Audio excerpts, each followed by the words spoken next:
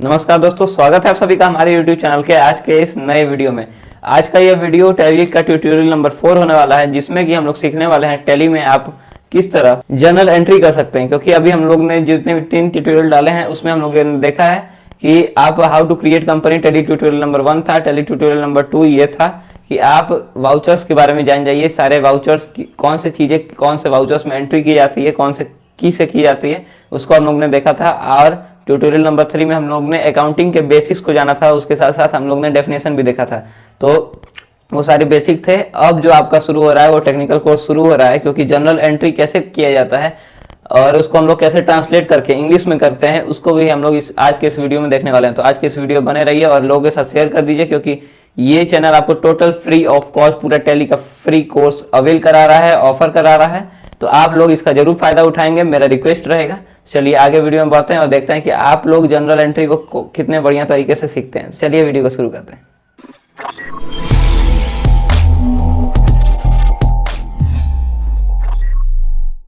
Video बना दिया था, तो आज का टैली ट्यूटोरियल 4 होने वाला है। आज के इस वीडियो में हम लोग टैली के जो एंट्रीज होती हैं उसकी शुरुआत करने वाले हैं, जिसका बहुत लोगों को इंतजार रहता है कि एंट्रीज कैसे होती हैं। बेसिक तो बहुत चीजें हैं, create company, how to create company या अन्य चीजें, कैश डेबिट, कैश क्रेडिट, तो अन्य चीजें हम लोग जानते रहेंगे। लेकिन सबसे मेन जो होता है, कोई भी आपको दिया जाता है कि आपने नगद व्यापार चालू किया है, तो इसको लिखते कैसे हैं टैली की भाषा में, आज के इस वीडियो से हम लोग शुरू करने वाले हैं।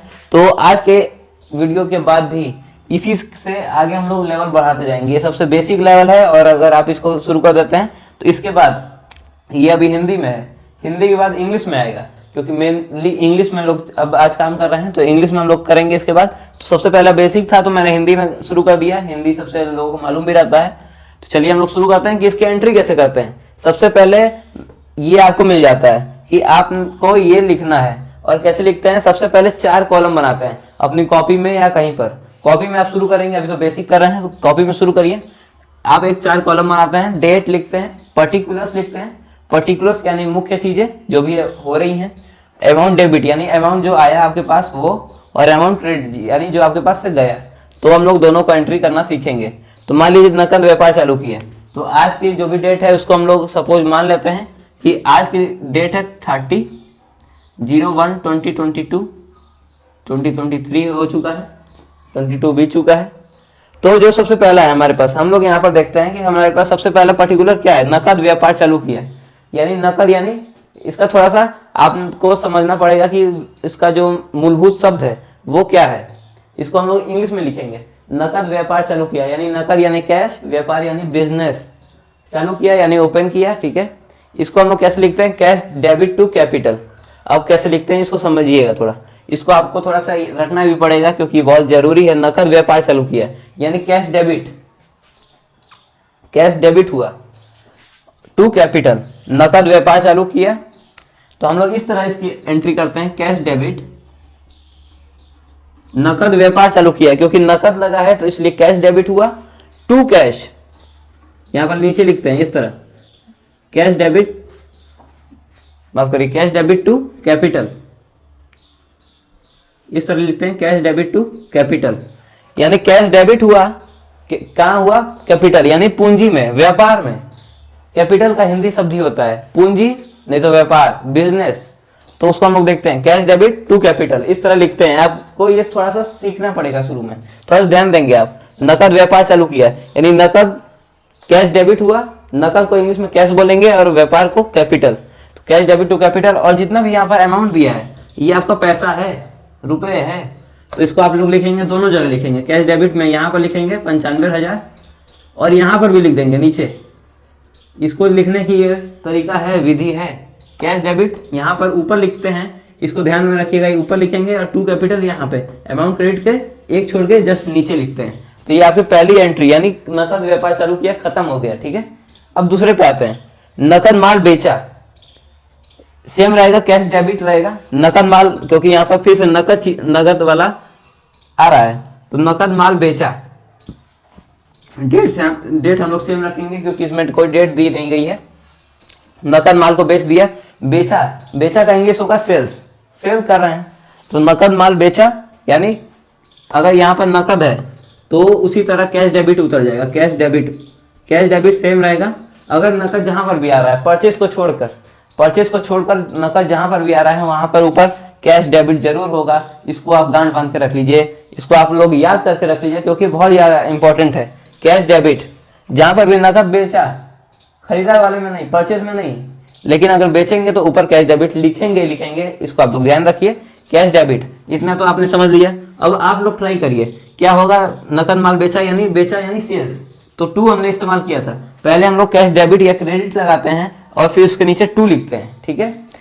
याद रखिएगा कभी भी ऊपर टू नहीं आएगा, नीचे ही टू आएगा, ठीक है।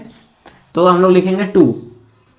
अब यहाँ पे कैश डेबिट टू कैपिटल हुआ था क्योंकि व्यापार चालू किया गया था। अब नकद माल बेच दिया गया है, माल बेचा गया है और बेच दिया गया है, तो बेचने को सेल्स लिखेंगे, to sales. Cash debit to sales क्या लिखेंगे, 4000। यहाँ पर भी 4000 लिख देंगे उसी तरह जैसे हमने ऊपर लिखा है, फिर नीचे भी लिख देंगे 4000। तो हमारी दूसरी एंट्री भी हो गई। तीसरे पे आते हैं, इसको आप अपने से ट्राई करिए। इसका मैं इंग्लिश बता देता हूँ। 5000 रुपये है, खरीदा यानी परचेज हुआ, ठीक है। इसका थोड़ा सा टिपिकल्ट है, इसका अपोजिट जस्ट हो जाएगा नकद माल खरीदे में। अब इसमें क्या होगा, ये हमारा पहला हो गया, ये दूसरा हो गया। अब हम लोग तीसरे पे आते हैं। डेट हमारी सेम रहेगी। अब इसमें थोड़ा सा चेंज ये हो जाता है, खरीदा, नकद माल खरीदा। तो अभी हम लोग कैश डेबिट ऊपर लगा रहे थे, अब हम लोग क्या करेंगे, इस हम लोग पहली लाइन छोड़ देते हैं। अब हम लोग क्या करेंगे, जो कैश डेबिट है वो कैश नीचे आ जाएगा और नीचे हमेशा टू ही लगता है, इसको ध्यान रखिएगा, टू कैश। और ऊपर क्या होगा, कैश डेबिट नहीं होगा, ऊपर होगा परचेज डेबिट, परचेज डेबिट। इसका अगर हम लोग मतलब समझेंगे, परचेज डेबिट यानी आपने परचेज किया, परचेज आया, कैश गया। परचेज जो आपने सामान किया वो गया, मतलब आया, और कैश गया। जो नीचे जाता है उसको टू में लिखते हैं, जो आता है उसको ऊपर लिखते हैं। इसको ध्यान में रखिएगा, जो आता है ऊपर लिखते हैं और जो जाता है नीचे लिखते हैं। जैसे इसमें क्या हुआ था, इसमें कैपिटल में आप ही के पास पैसा गया था क्योंकि पूंजी आपने लगाई है, आपका बिजनेस है, तो इसमें कैश डेबिट लिखा गया था। कैश डेबिट टू सेल्स यानी बेचने पे कैश आया, किस पे, बेचने पे। कैश डेबिट टू सेल्स, ऊपर जो भी लिखा जाएगा वो बेचने का या जो आपके पास आया है, यानी आपके पास जो आया है वो लिखा जाएगा ऊपर, ध्यान रखिएगा। और नीचे वही लिखा जाएगा जो आपके पास से जाएगा। तीनों का अगर हम लोग देखेंगे तो कैश डेबिट टू कैपिटल हो गया, कैश डेबिट टू सेल्स यानी कैश डेबिट, कैश आपके पास आया, कैसे, बेचने के बाद आया। आपने 4000 का माल बेचा तो 4000 आपके पास आया। परचेज डेबिट टू कैश, आपने परचेज कुछ जो भी माल है वो आपके पास आया, माल आया, पैसा नहीं आया तो पैसा गया। आपने माल खरीदा तो पैसा देंगे आप, पैसा गया तो उसको हम लोग इस तरह लिखते हैं। इसको ध्यान में रखिएगा, कंफ्यूज होने की थोड़ी भी दिक्कत नहीं है। 5000 हम लोग लिखेंगे, यहाँ पर भी 5000 उसी तरीके से उतार लेंगे। अब इसके बाद देखेंगे अगला, मजदूरी नकद दिया। मजदूरी को क्या लिखेंगे, मजदूरी हो सकता है या वेजेस, इसको वेजेस बोलते हैं। मजदूरी को इंग्लिश में बोलेंगे वेजेस, WAGES। यहाँ पर मैं लिख देता हूँ WAGES, वेजेस। तो वेजेस को कैसे होगा, मजदूरी नकद दिया यानी नकद दिया, कैश दिया। तो अब परचेज के अलावा मैंने बोला था कि सब में कैश ऊपर ही होगा, इतना आप ध्यान में रखिएगा। तो फिर से हम लोग वही काम करेंगे, डेट सेम रहेगी। वेजेस क्या लिखेंगे, वेजेस डेबिट टू कैश। क्या आपने मजदूरी नकद दिया है 700 रुपए, आपके पास से मजदूरी आई, मजदूरी सामने वाले ने जो भी मजदूर था उसने काम किया आपके यहाँ, यानी मजदूरी आई, और कैश गया यानी कैश गया आपके यहाँ से, तो 700 रुपये 700 रुपये। तो इसमें भी आपने ध्यान रखना चाहिए। डाक खर्च नकद दिया, इसमें भी नकद आ रहा है, कैश आ रहा है, सिंपल होगा। अब जितने भी एक्सपेंस होंगे तो इसी तरीके से तीनों जो हैं वो एक्सपेंसेस हैं, तो उसको आप लोग ध्यान रखिएगा। डाक खर्च दिया यानी पोस्टेज, डाक खर्च यानी पोस्टेज एक्सपेंसेस। तो पोस्टेज एक्सपेंसेस कैसे लिखेंगे, पोस्टेज डेबिट टू, पोस्टेज आपके पास आया यानी आपने कुछ पोस्ट किया, आपने कुछ काम किया, पोस्टेज डेबिट आया, और कैश गया टू कैश यानी कैश आपके पास से गया, 500 रुपये गए, इसको लिख देंगे 500 रुपये।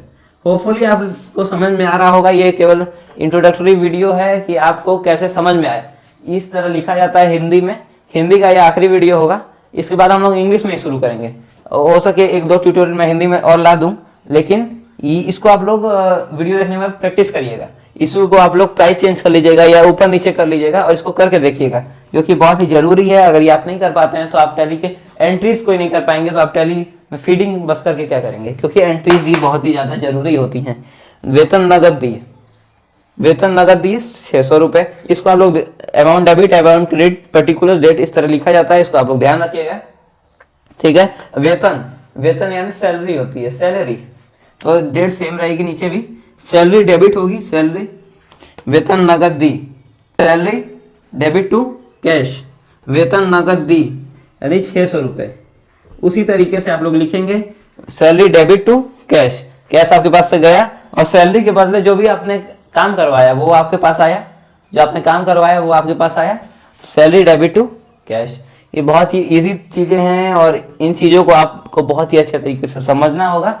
तो जितना भी हो सकता था मैंने इंग्लिश में अनुवाद कर दिया, इसका ट्रांसलेशन कर दिया। इसका फिर से मैं बता देता हूँ, नकद व्यापार चालू किया यानी नकद यानी कैश, व्यापार बिजनेस होता है, उसी को लिखते हैं कैश डेबिट टू कैपिटल। इसको आप लोग पूरा देख लीजिएगा। इसको मैं हट जाता हूँ, आप लोग एक बार स्क्रीनशॉट ले लीजिए। तो आप लोगों ने स्क्रीनशॉट ले लिया। अब इसको आप लोग देखिएगा, बहुत ही बढ़िया तरीके से अध्ययन करने का विषय है।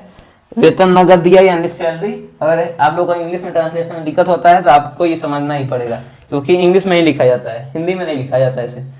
मजदूरी नकद दिया 700 रुपए। जहां पर भी आप काम करने के लिए जाएंगे वहां पे इंग्लिश ही मांगेगा, तो इसको आप लोग ध्यान में रखेंगे। नकद माल खरीदा 5000, परचेज डेबिट टू कैश। इसको आप लोग नकद यानी कैश, इसका मैं कुछ इंग्लिश अनुवाद कर दे रहा हूँ, कैश, इसको कैश लिखेंगे। इसको व्यापार को कैपिटल, माल बेचा यानी परचेज, खरीदा यानी परचेज, बेचा यानी सेल्स। वेतन नगद दिया, सैलरी दिया। डाक यानी पोस्टेज, पोस्टेज एक्सपेंसेस, इसको आप लोग ध्यान में रखिएगा। तो आपने देख लिया कि आप उसको जनरल एंट्री को बहुत ही अच्छे तरीके से कैसे लिख सकते हैं और बहुत ही इजी तरीके हैं और आप इसको बहुत ही आसानी तरीके से कर पाएंगे।